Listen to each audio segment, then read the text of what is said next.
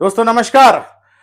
क्या तमिलनाडु भारत से अलग होना चाहता है? इस थंबनेल को देखते ही आपको लगेगा ये कैसे संभव है, लेकिन याद रखिएगा तमिलनाडु की राजनीति इन दिनों बड़ी हॉट सीट पर है। पहले तो सुप्रीम कोर्ट का जजमेंट आया तमिलनाडु के गवर्नर रवि साहब के खिलाफ, और अब तमिलनाडु के मुख्यमंत्री स्टालिन ने एक 3 सदस्यीय समिति का गठन कर दिया है जो राज्यों की स्वायत्तता के संदर्भ में अपनी रिपोर्ट 1 साल के अंदर दाखिल करेगा। देखिए समिति को क्या क्या काम सौंपे गए हैं। इनको काम सौंपे गए हैं कि स्टेट्स के जो राइट्स है और भारत के संघ के संदर्भ में स्टेट यानी कि राज्यों के अधिकारों को कैसे विस्तृत किया जा सके और कैसे राज्य जो है वो एक स्वायत्त ऑटोनॉमस स्टेटस को प्राप्त कर सके, उसके लिए 1 साल के अंदर अंदर रिकमेंडेशन देना है। आपको जानकर आश्चर्य होगा कि इसके अंदर कौन कौन सदस्य हैं। तीनों के तीनों सदस्य जो सत्तारूढ़ डीएमके पार्टी है उसके करीबी है। एक इसके अंदर फॉर्मर जज of supreme court Kurian Joseph है। दूसरे इसके अंदर एक सीनियर आईएएस रिटायर्ड आईएएस अधिकारी अशोक वर्धन शेट्टी है, और तीसरे इकोनॉमिस्ट एम नागरत्न है। ये तीनों ही डीएमके सरकार के सहयोगी माने जाते हैं। करुणानिधि जी के सहयोगी थे, और यहां तक कि नागरत्न जी तो मॉर्निंग वॉक में करुणानिधि जो थे उनके साथ में चलते थे, यानी कि कहीं ना कहीं बड़ा क्लोज रिलेशनशिप थे। और जब इनके क्लोज रिलेशनशिप है तो माना जाता है कि यह समिति डीएमके के चुनावी राजनीति को भी आगे बढ़ाने के लिए काम करेगी। अब देखते हैं कि पूरी की पूरी घटनाक्रम का उद्देश्य क्या है। ठीक है, ये पूरी की पूरी घटनाक्रम का उद्देश्य ये है कि डीएमके रूल्ड तमिलनाडु को एक खतरा महसूस हो रहा है, और वो ये है कि 2024 के जो लोकसभा चुनाव हुए थे उसमें बीजेपी ने अपना वोट परसेंटेज 0 से बढ़ाकर 18% के करीब कर लिया था, 18.5% के करीब।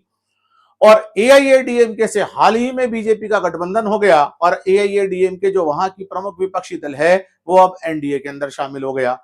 डीएमके जो सत्तारूढ़ दल है वहां पर जिसके जिसके लीडर स्टालिन है, उन्हें इस बात का डर सता रहा है कि आगामी 2026 के विधानसभा चुनाव में जब एनडीए गठबंधन एआईएडीएमके और बीजेपी के साथ में अन्य छोटे छोटे सहयोगी दल जब मिलकर चुनाव लड़ेंगे तो उनकी सत्ता पर खतरा आ सकता है।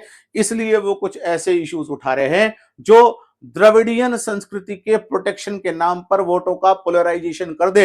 ये हिंदू संस्कृति, ये हिंदी संस्कृति, ये द्रविडियन संस्कृति, वो आरोप लगा रहे हैं कि भारतीय जनता पार्टी हिंदी और हिंदू संस्कृति को हम पर थोपने की कोशिश कर रही है, और अगर वोटर्स के बीच में उनका ये आरोप चल गया तो वोटों का पोलराइजेशन हो जाएगा। पोलराइजेशन का मतलब स्टॉन्च द्रविडियन सेंटिमेंट्स अगर चल गए तो वो अपने लोकल पार्टी को वोट देना प्रेफर करेंगे, बीजेपी लेड अलायंस एनडीए को नहीं।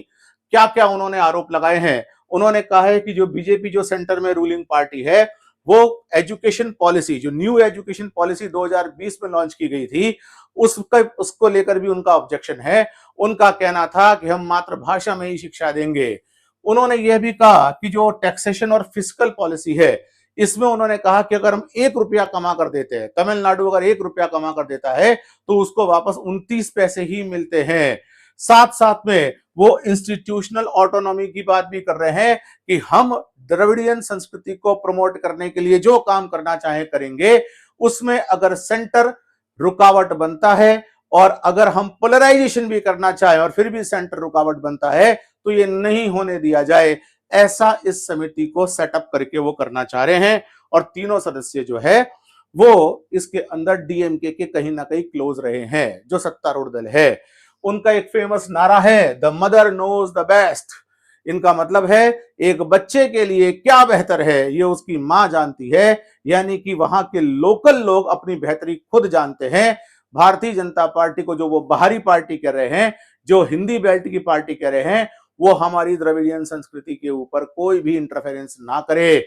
और अगर अगर मदर बच्चे के लिए कुछ सोचती है तो उनसे बेहतर कुछ नहीं होगा, चाहे वो गवर्नेंस का कार्य हो, चाहे वो इलेक्ट्रल काम हो, कोई भी काम हो, मदर जो है वो बेहतर सोचती है। ऐसा स्टालिन का कहना है, जिसका सांकेतिक मतलब ये है कि हम अपनी बेहतरी खुद जानते हैं, हम पर कुछ थोपो ना।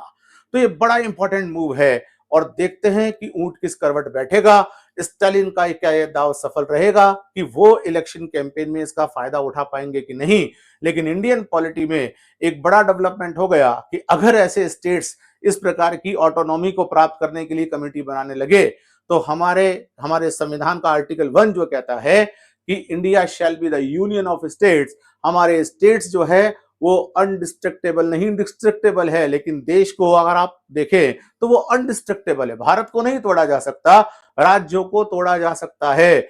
स्टालिन कह रहे हैं कि हमें राज्यों के साथ और सेंटर के साथ भी लूज बाउंडिंग चाहिए, ये स्ट्रॉन्ग बॉन्ड नहीं चाहिए।